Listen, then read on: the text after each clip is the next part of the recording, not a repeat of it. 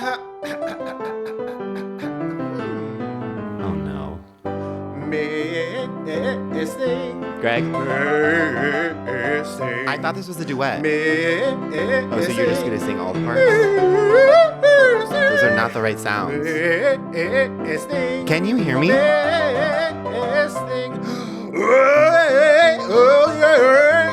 Oh, missing. Bonk.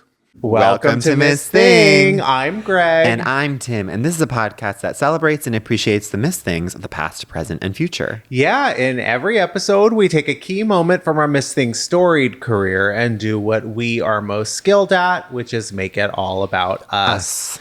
And this is a very, very special episode. Decades in the making. Exactly. Yeah, so last week we brought you Miss Thing of the Year. Mm-hmm. And since we are turning the page on 2025, we have decided this week is going to be Miss Thing of the Century. Well, thus far. I mean, we're a quarter century in, but we think now is as good a time as ever to sort of stamp who we think. Of the last 25 years. Yeah, you know? Absolutely. And if you think in 2050... And the next 75. Yes. We will be doing a Miss Thing of the Century in 2050, and then in 2075, and then in 2100. Exactly. And who knows, we may even be doing it in 2026. You never know. Who knows? Yeah. Well, because it is our last sort of original episode of the year, I was thinking we do something very special. Sort of your favorite thing of the century,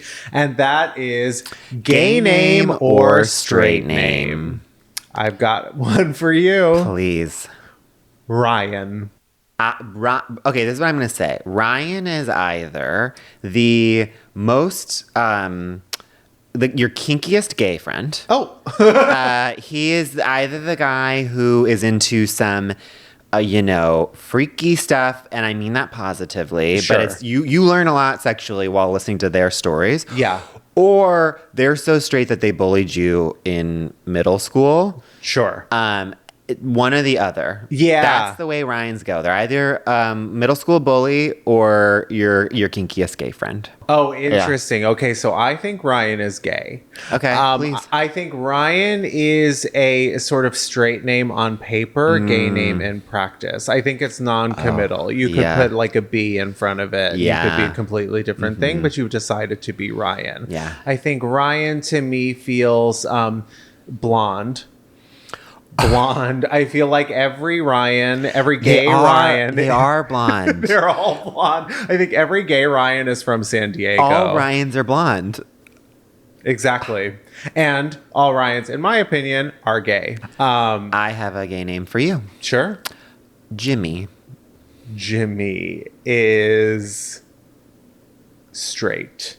Jimmy is roaring 20s. Jimmy is so like, hey, Jimmy. They always are playing craps. Yeah. Jimmy's got a gambling issue. Yeah. Can't quit the stuff. Jimmy is trouble. Always at the tracks. You know where you could find him. Yeah. Very into underground stuff. Old school. You know, always a little grease in the hair. Yeah. Straight. I agree with you. I think straight. I also think really great ally. I think Jimmy is always very tall. Yeah. And skinny, tall and skinny. And suspenders. And he is someone that the gays feel comfortable of, like, the Jimmy takes you under his wing. He's so tall, he just opens his trench coat and it's like, here, come hide out. I will provide sanctuary from the cruel, harsh world in a non-sexual way. I am your safe older brother. Totally. And Jimmy, like, he is maybe not experienced at all himself, but like he's open-minded enough. Like, he's never going to judge you because Jimmy's got his own demons. Yeah.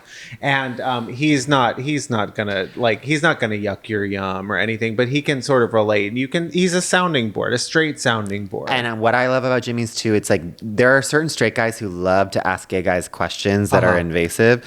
Jimmy is curious in a way that is so not invasive. You know, it's sort of like, I've always been curious. How does this work in a gay relationship? And you actually are like, oh, you're just genuinely curious. I'm not offended by this. I actually appreciate this dialogue. Totally. I respect you, Jimmy. Yeah, Jimmy's always willing to listen. He asks you, and then like with other people, they'll ask you other names. Yeah. They'll ask you questions, and like you sort of respond, and then they respond with some sort of judgment. Jimmy, you can always rely on them for not judging you. I agree. Do you have another? I do. Okay. Keith. I'm going to say gay. Wow. Yeah. Wow. And I'm going to say that Keith is muscles. Keith is one of those guys that you see at the gym that you think will be straight because they have a lot of, let's just say, testosterone flowing through those muscles. They're picking up full benches in their workouts. But they're in that other echelon of gay men, you know, where it's like meat heads fucking each other, and you don't ever like. We never really cross paths with these gays. Yeah, Keiths are off in the corner. They're doing their own thing. And they're with other Keiths. Oh, of course. Yeah.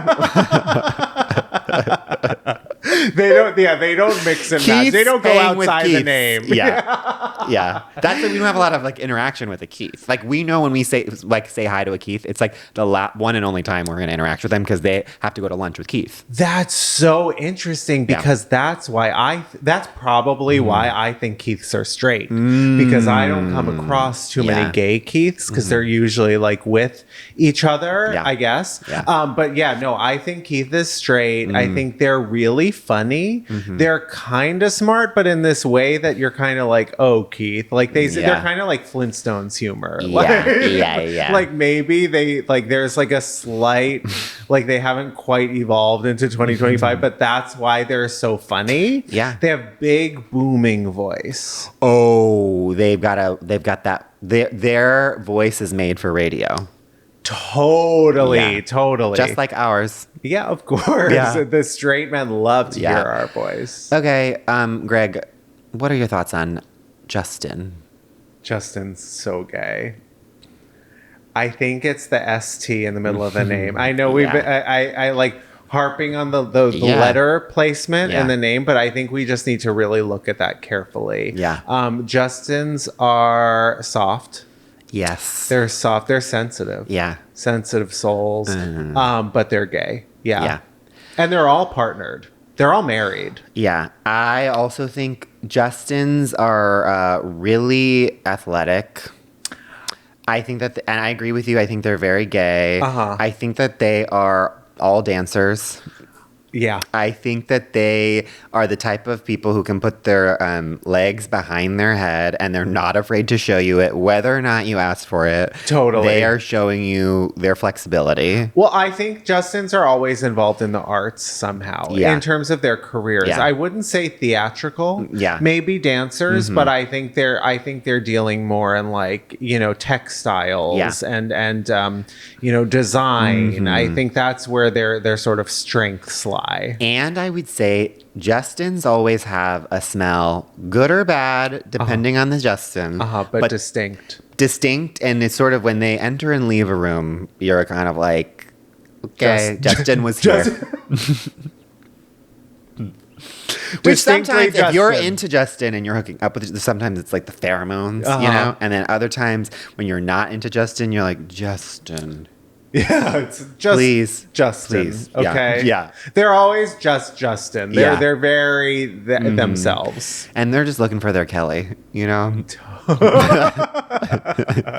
But in a gay way. In a gay way. Like the movie. Exactly. Yeah.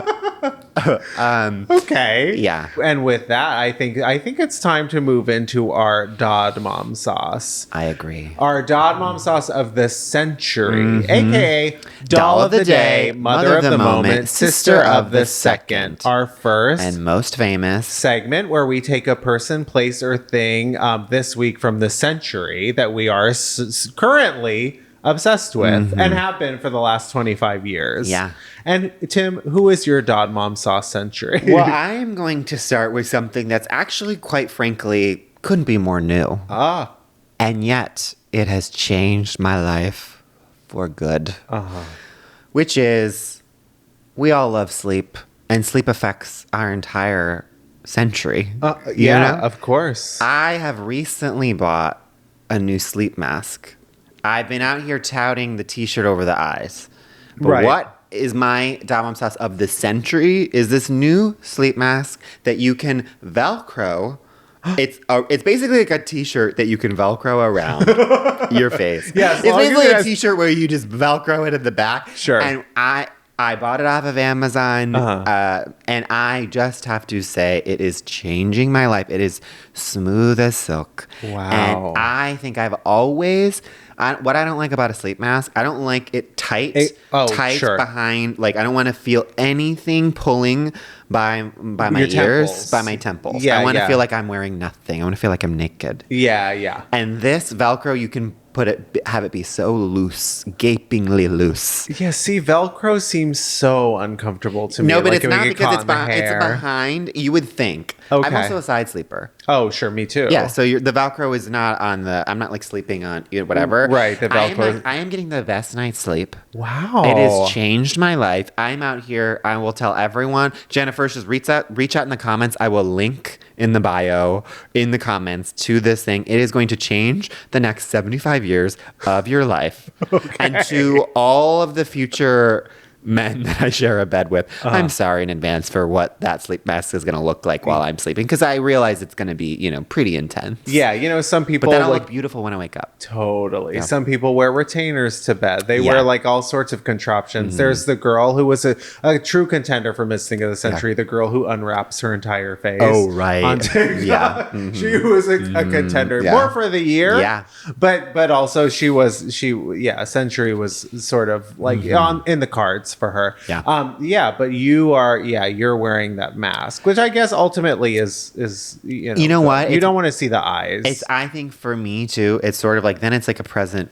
You get to unwrap me in the morning. Totally. You know what I mean? Yeah, they're like, oh. And I'm also doing that. You have conjunctivitis every morning. Well, it's a reveal. And it may or may not have to do with maybe in the trauma that I unpacked in the last episode of sort of having people watch me. It could be a protective mechanism. Yeah, it's like, sure. You can't watch me if I got something over my face. Well, I can't see you. You can't see me, and I for sure as hell can't see you. Well, it's always all eyes on us. In the center of the ring. Just like a circus. Yeah, exactly. Greg, what is your Dot Mom Sauce? Of the century.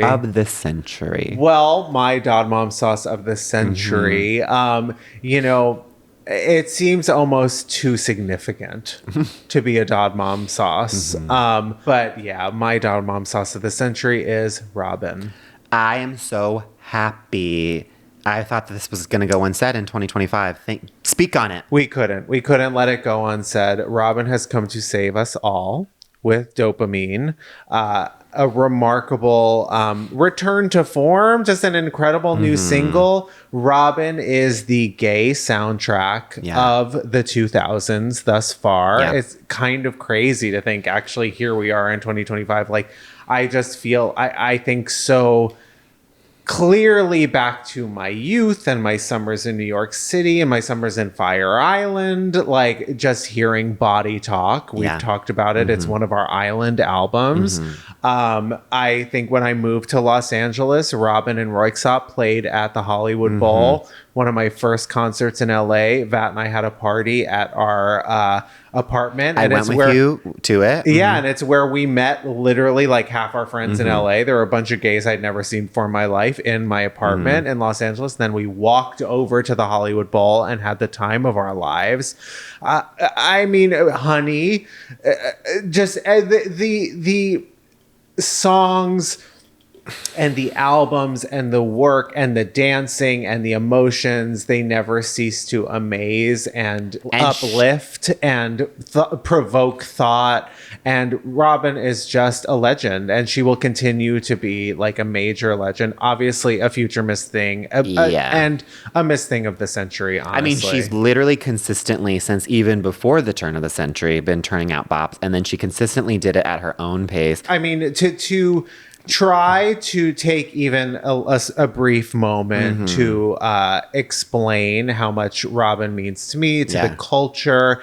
I'm just so I mean, we talk about this every week at this point. The amount of new music, like great new music that's coming out, is almost overwhelming at this point. And then like to cap off a year with new Robin music, and to know that an album is coming in 2026, that is something to like really live for, to look forward to. I'm just so excited to see, to hear it. It's just going to be epic. That is why I have hope for 2026. A gift is coming. Yeah. I'm so excited.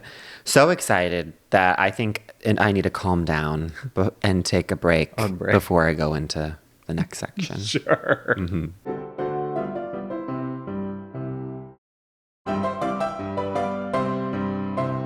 We're back, and it's time for our Miss Thing of the Century.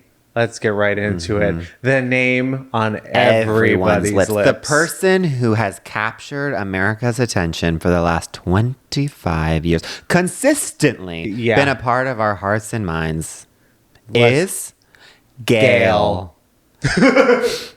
Gayle King, of course. Yeah, but she just goes by one name, much like her bestie, Oprah. And people are out here, you might think, who could have made a bigger cultural impact? And you could think of other people, but you would be wrong, because it is Gayle King. America's bestie. America has been in safe hands because consistently for the last 25 years, she was on the second banana to Oprah, always popping up just when you needed her on the Oprah show. Yes. And then when Oprah went away, the rise of Gayle came to CBS.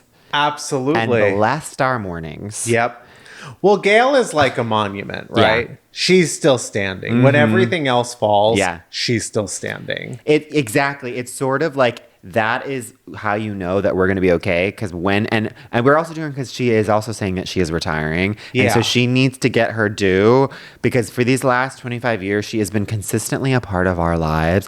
When we know when all else fails, we can just turn on the TV and look for some Gayle content. Exactly. Well, that's the thing. I think like we're a safer country. We're a safer world. Yeah. When Gayle is there, because she, like, think about it. This woman is the sounding board to one of the most powerful women in the world. I know you probably think Miss Thing of the Century, Oprah, but behind every great talk show host is an even better morning show host. And that's the thing. You need the fact that it's like you would think that she would be jealous of Oprah. No. And she's not jealous. She always support her. And that's what you need out of your best friends. That is like why Oprah is so big, is because of Gayle. Well, it's the brilliance of branding, right? Yeah. To make yourself the reliable, non-jealous best friend. Yeah.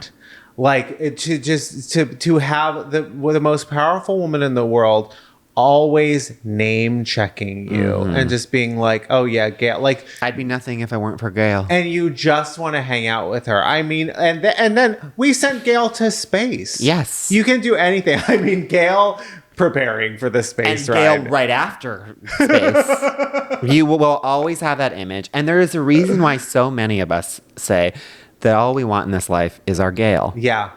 Everyone, if they care about having a good relationship, is out here being like, you know what? I'm just looking for my Gayle. I need my ride or die. Yes. And we're celebrating the original Gayle. Oh, totally. I mean, and I love my favorite. What's your favorite thing about Gayle? I know there are too many things. I mean, I gotta say, I love the hair.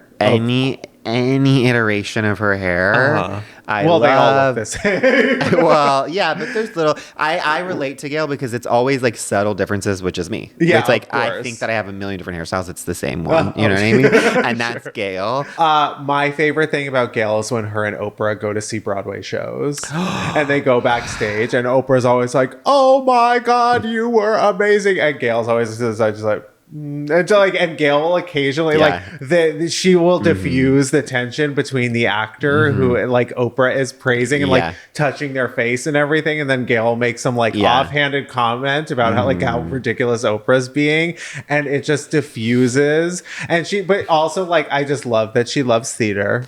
Yeah. That she's like Oprah's +1. She probably got the ticket. You see Gayle on her computer at night, glasses on, buying on Ticketmaster or whatever, and buying the ticket, telecharge. You know, too, that she is like giving Oprah such shit, which like Oprah needs. It's like their road trips when they're both getting so annoyed at each other, like, and it's like so clear that they're both like different versions of like, you don't know how to drive. Just like, let me do this, or like freaking out. I think that it's like you can just tell that they are so real with each other to the point where they want to like at certain times wring each other's necks. That is, but then at the same time, like they'll be there to take care of them after they wring each other's necks. Exactly. That is such a hilarious imagery too of Gayle and Oprah on a road trip.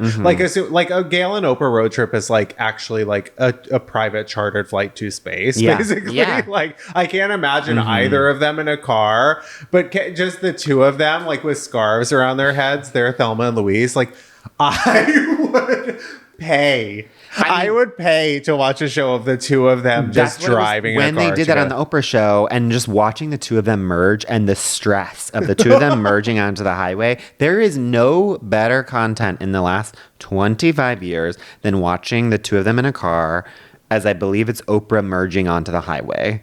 And or it could be the other way around. Either way, it's chef's kiss. Gayle, we love you. We love you. Congratulations on an incredible run. And I think it's high time to make Gayle all about us. Exactly. Yeah. Yeah. Would you like to go first? I would. Sure. And because it's the 25 years that we're celebrating here, and 100 really. Yeah. How do you do gay math? Sure.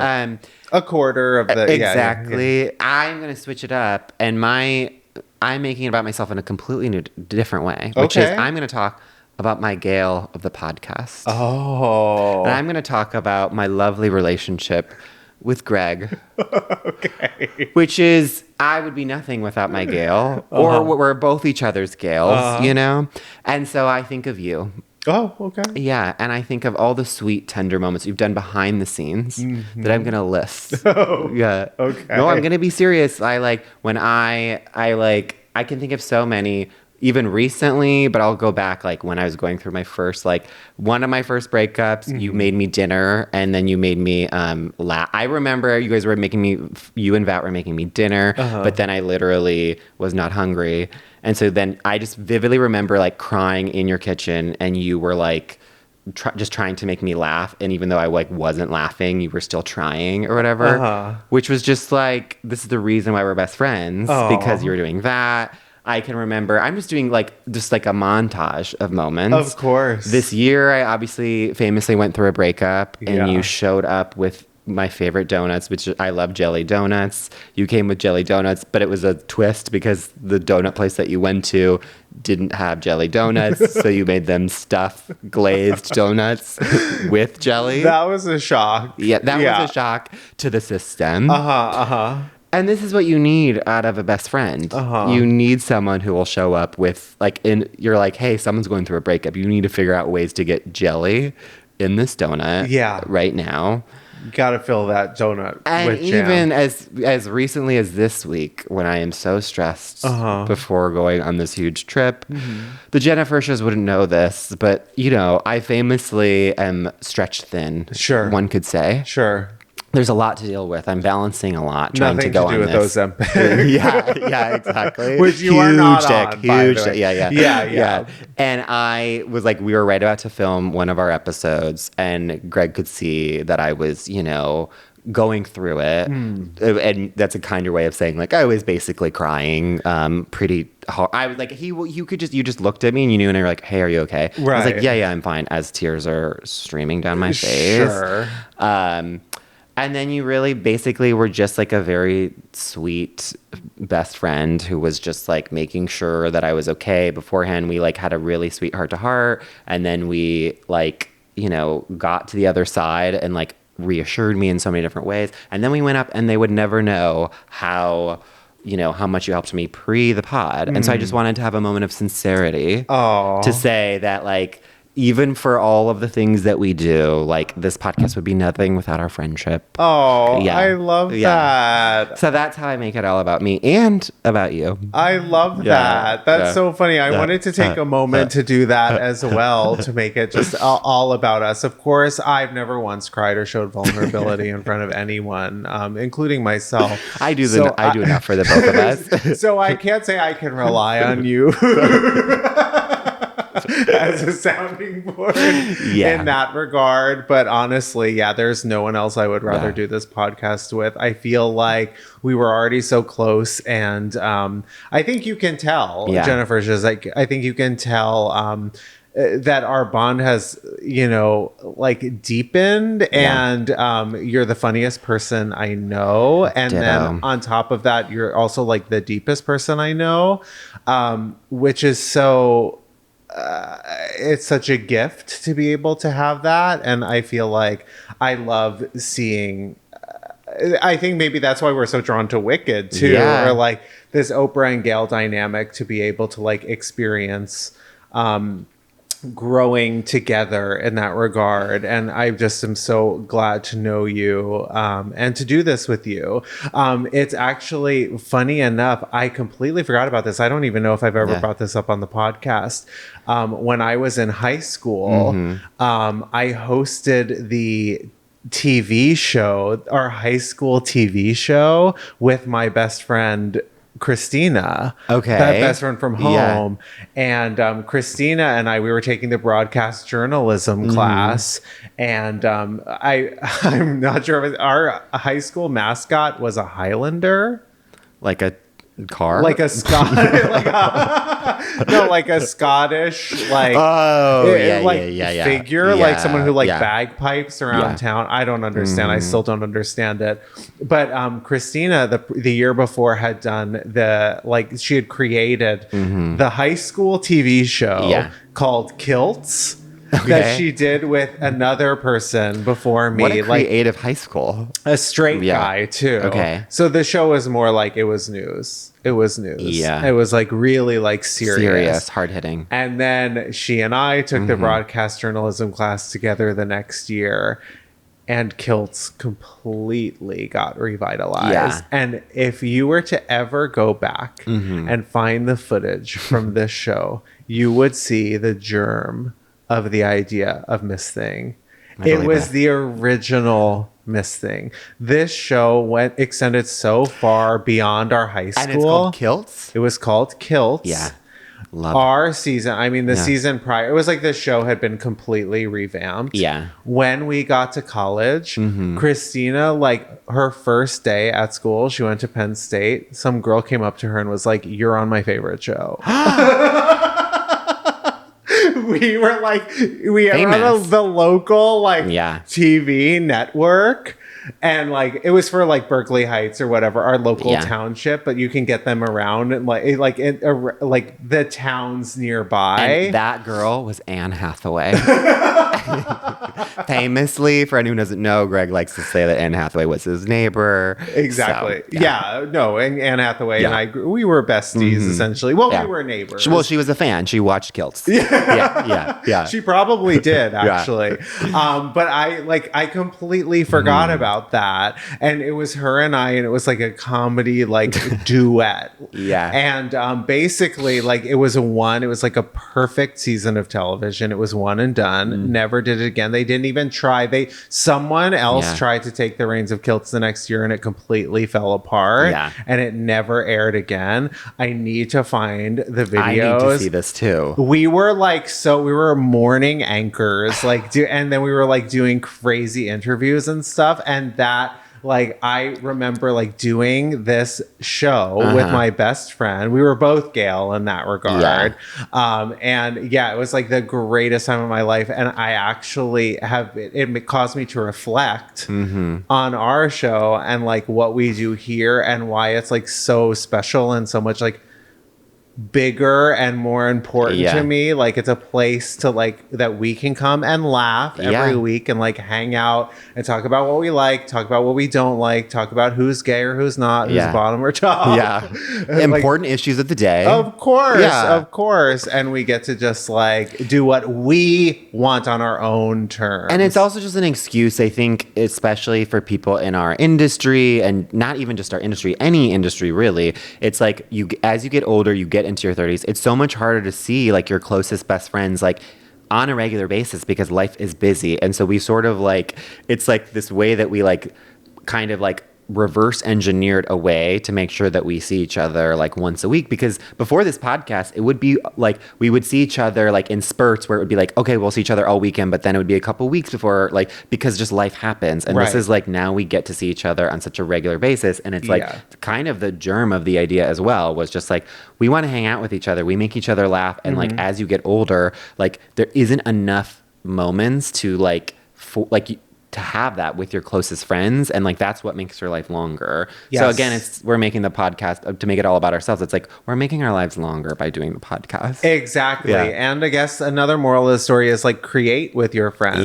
Do things with your friends. Like try new things with your friends. And I think too, like the other, like what I was getting to with like the Gayle and Oprah relationship, and when I was like having my meltdown a couple weeks ago or whatever, when I was stretched thin, is like you want someone who like who sees you, who's like cut through the bullshit and be like, hey, what's going on? Like, let's like have a real conversation. And I think that's when you can create with someone, is when you can be like, let's cut the bullshit. Like, we're not going to do this whole I'm fine thing. And be real. And like, that's why I think we love Gayle, is because Gayle is so to Oprah. Like, let's cut the bullshit, lower the voice, and let's have a real talk in this moment or whatever, because Oprah can just turn it on. And we love that. But what you really need is that grounding person, the Gayle. And I think that's like, and then that allows you to be really creative. Like that allows you to be vulnerable and try new things. And, everyone starts somewhere, and some people start with kilts. Totally. Well, also, and as with Oprah and Gayle, a lot of our best conversations happen off mic.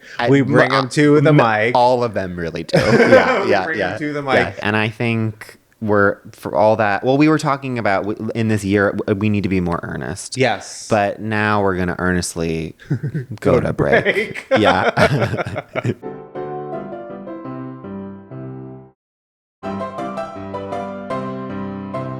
Welcome back. And it normally is time for Diva Down, but before we get into that, I wanted to ask some questions, because this is a very special episode. We're celebrating 25 years. Yeah, we're celebrating 100 years, but the first 25 years. And so because, so much has happened since the year 2000, since the clock struck and everything went haywire, at Y2K, I wanted to ask, what's your favorite movie of the century so far? It's going to be Before Sunset. Before Sunset is my favorite. But I love the three movies. Those are my three favorite movies. That is my favorite of the three. So I will do that. I don't like this question one bit, because I have so many more, but I'm just going to say that. I get it. Yeah, totally. First thing that comes to mind. What is your? Mine is Arrival. Not to sound like a broken record, but I just, to me, I just will never forget what Arrival did to me, like emotionally, when I saw it. Oh, that, and of course, actually, you know what? I have another one. Scary Movie. And did that came out post 2000? I think it was like right. I think it was right after 2000. I think. I hope, because the Scary Movie franchise is so important to me. In fact, favorite performance by an actress of the century so far, Regina. Anna Faris. In Scary Movie. For me, in the Scary Movies, Anna Faris is peak peak comedian, star-making performance. Yeah.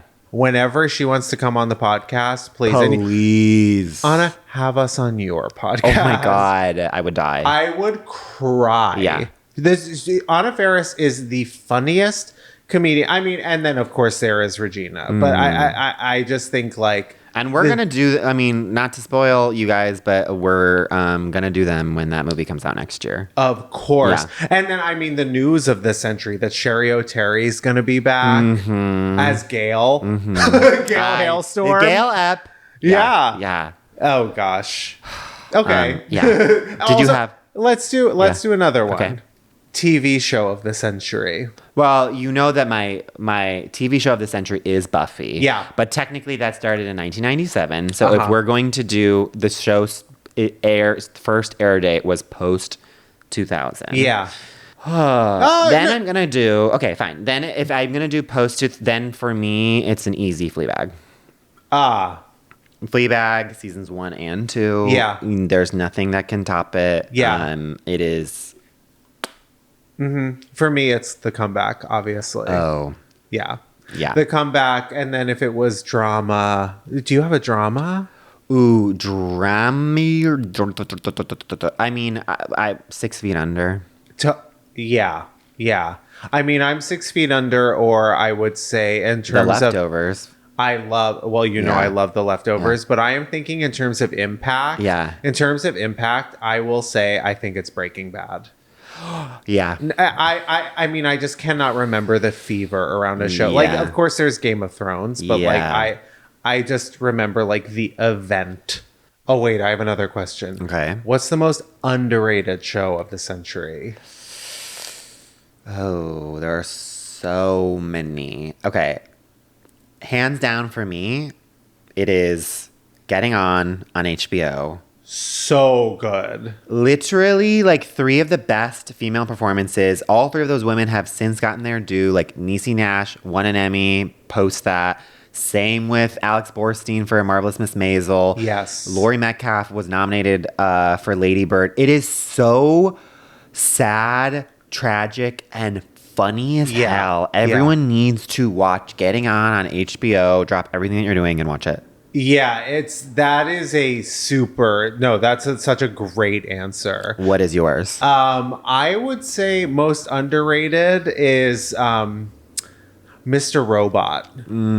I love Mr. Robot. Yeah. I feel like the real ones know it was sort of hidden on USA Network, which is so like burn notice and like what's that other one that like Meghan Markle was in? That's like Suits. Apparently like the most popular show ever now. Yeah.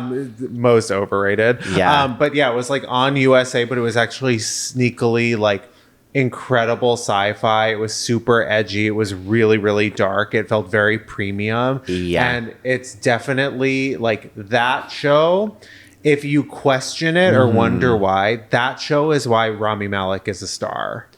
Yeah, I do question it, so I get that. Okay, yeah. I get that because it's never quite translated off of like into features, even though he is an Academy Award winning actor. Yeah. He is so good in that. The cast is really cool. The show's just very edgy, and the first season's amazing. Second and third, I think they're a little like back and forth, but the last season, every episode is like a completely new genre. It's really cool, and Sam Esmail, who created it, is a genius. I need to. That's like on my list. Okay, I need to watch that. Yeah, I think, and I think it has probably aged really well. It's like Radical. It's like The Matrix or something. Like it's really worth the watch. But I think it's time to get into our Diva Down of the century, which of course is the penny.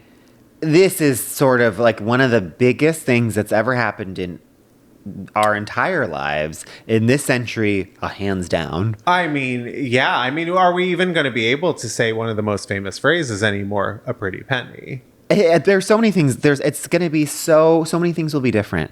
It's sort of like we used to be able to very easily count to 100. Are we going to be, and how are we going to be able to do that without that penny as the object for which we can do that? Absolutely. How are we not going to fill one of those, like those little slot things Yeah. with 50 pennies and get 50 cents? I mean, you have to exchange two of those big, thick, like rolls for $1. It is so tragic. It's really quite sad. Yeah, I mean, but it did sound like the penny was becoming more expensive to produce than it, ultimately was worth monetarily.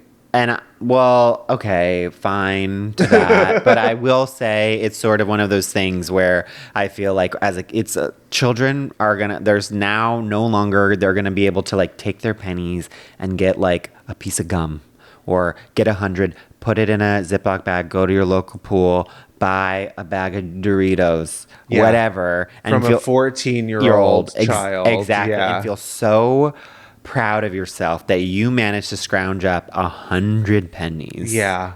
I mean, like, how are you going to find luck anymore if you're not walking down the street and see a heads up penny? Exactly. I mean, heads down, there'll be plenty. You'll still see heads down everywhere you go. This world, you felt so safe when you had a bag of pennies.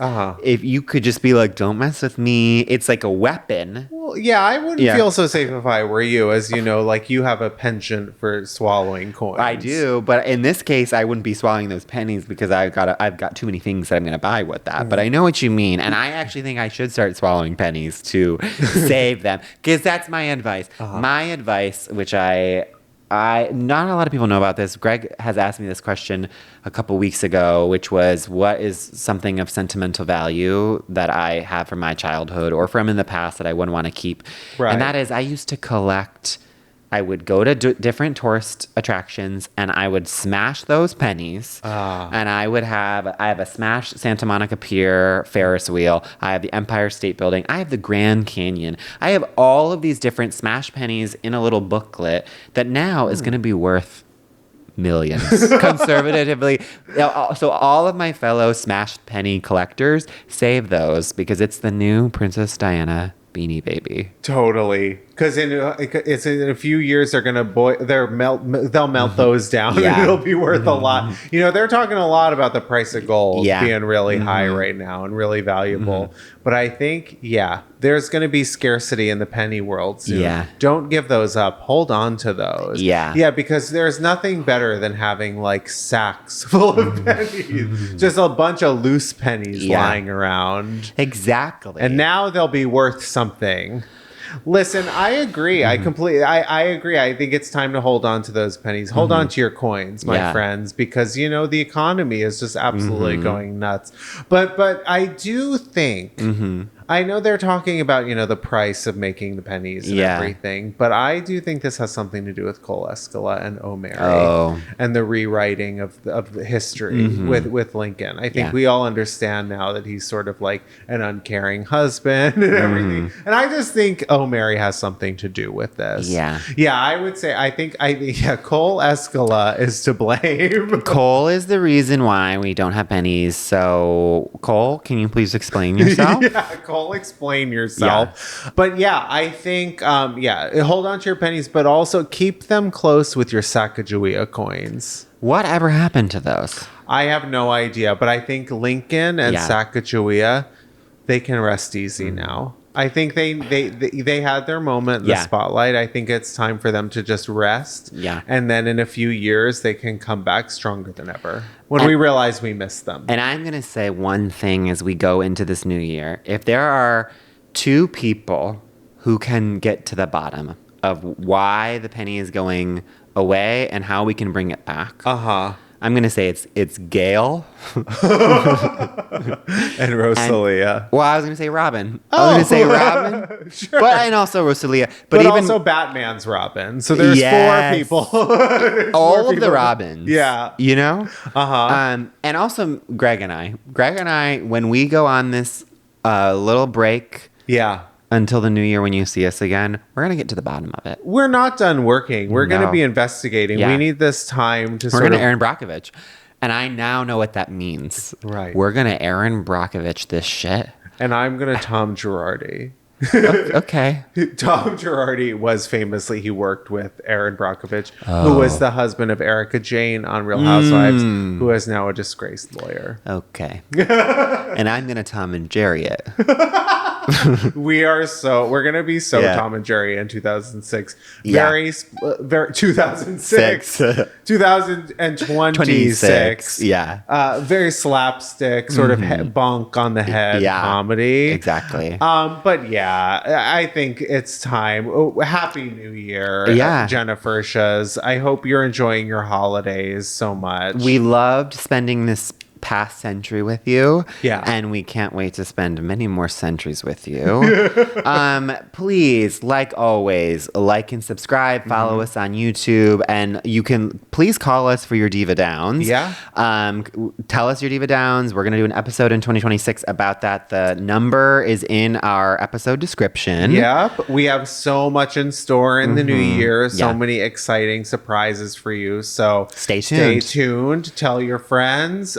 We love you. We love you. See you next year. Bye. Bye. Miss Thing Podcast is created, executive produced, and hosted by Greg Trimmer and Tim Zientek. It's produced and edited by Benji Simons, with cover art and additional creative support by Claude Zeins. Follow us on TikTok and Instagram at Miss Thing the Pod. New episodes drop every Tuesday. Watch on YouTube or listen on Spotify, Apple Podcasts, or wherever you get your podcasts. Please subscribe, rate, and review, but only raves. Strictly 5 stars and above. Follow Greg at Greg Trimmer and Tim at Tim_Zientek on all social media. Bonk.